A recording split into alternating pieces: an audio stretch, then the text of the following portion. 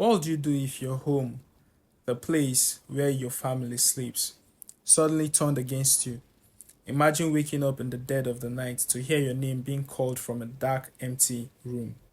You know no one else is awake, but the voice sounds real. What if the walls of your home echoed with the desperate screams of a little girl who died over 100 years ago?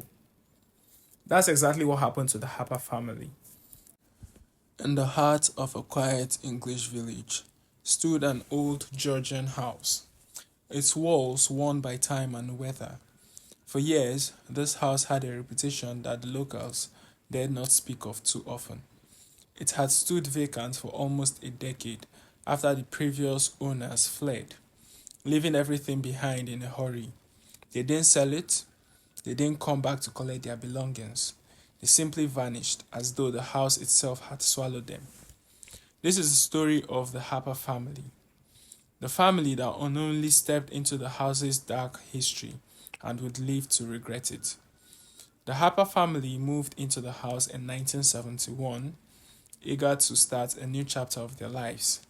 Richard and Alice Harper, with their two children, Tom and Ellie, were drawn to the affordable rent and the home's spacious, albeit slightly worn interior. They saw potential in the place, not knowing the horror that awaited them. From the very first night, Alice Harper felt uneasy. As they unpacked, she caught glimpses of strange shadows moving in her peripheral vision, only to find nothing when she turned to look. The house felt cold, not just physically, but emotionally. There was a tension in the air that she couldn't quite explain.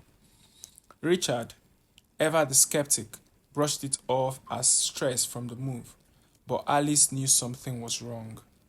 As the days passed, the house's strangeness began to reveal itself in small, unsettling ways. Doors would creak open on their own, lights would flicker, and the sound of footsteps echoed through the halls at night. But what disturbed the family most was the voice. It was faint at first, almost like a distant scream. But as the nights wore on, the voice became louder and more desperate. One night, as Alice was putting Tom and Ellie to bed, she heard a voice call her name from downstairs. Thinking it was Richard, she went to check, only to find him fast asleep on the couch. She felt a chill run down her spine and hurried back upstairs. But the voice followed her. This time it wasn't calling her name, it was screaming. The sound pierced through the silence of the house, filling the air with a sense of dread that made her skin crawl. The next morning, Richard finally acknowledged the strange events. While he was still skeptical, he couldn't deny the oddities anymore.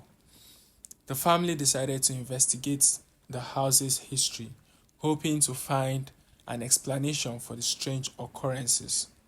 They went to the local library, digging through old records and newspaper clippings.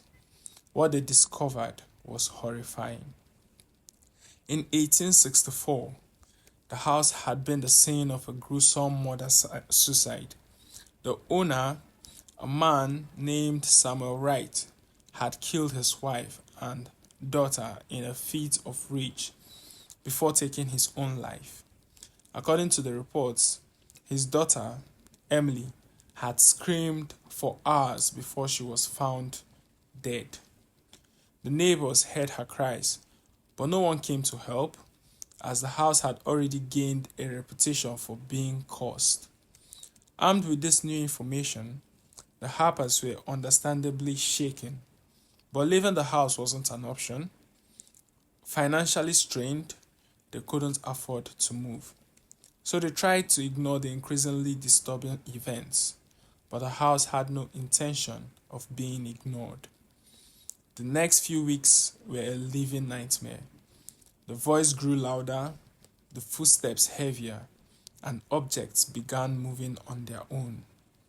One evening, while Tom was playing in his room, the door slammed shut with such force that it cracked the frame. He screamed for help, but the door wouldn't open. When Richard finally broke it down, Tom was trembling in the corner, saying he saw a figure standing by the window. The figure, he claimed, was a woman, her face twisted in anguish. Desperate for help, the Harpers called in a local priest to bless the house. The priest was reluctant. It was clear he knew of the house's history, but he agreed to perform the blessing.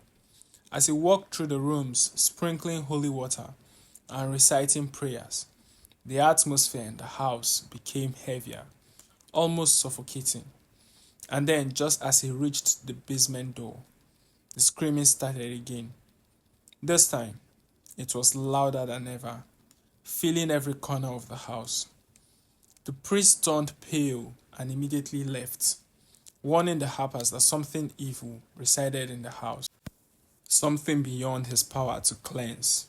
He urged them to leave before it was too late. But where could they go? Things only worsened after the priest's visit. One night, as Alice was walking down the hallway, she saw her reflection in the large mirror at the end of the corridor. But it wasn't her face looking back.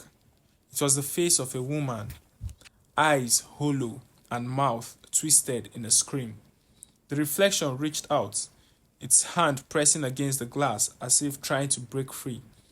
Alice screamed and the mirror shattered, the pieces falling to the floor in glittering cascade. The final night in the house was one the Harpers would never forget. Richard woke in the middle of the night to find Alice standing at the foot of the bed, her eyes wide and unblinking. She wasn't speaking, just standing there, staring at something he couldn't see.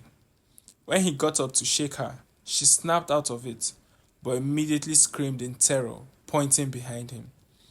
There at the foot of the bed was the figure of a man, tall and gaunt, his face twisted in a snarl, his eyes burned with hatred as he reached for them.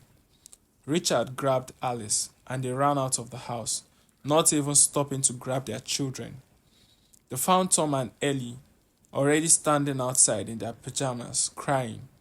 They had been woken by the screams.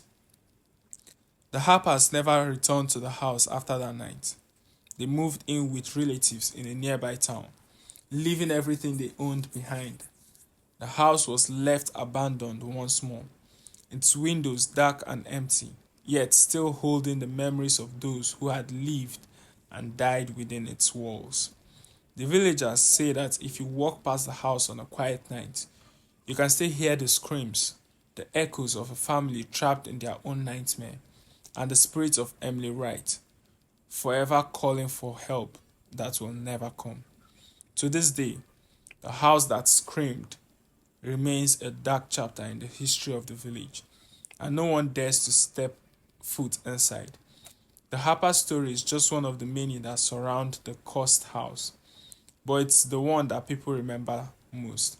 The family that lived through the haunting, but will never be the same again.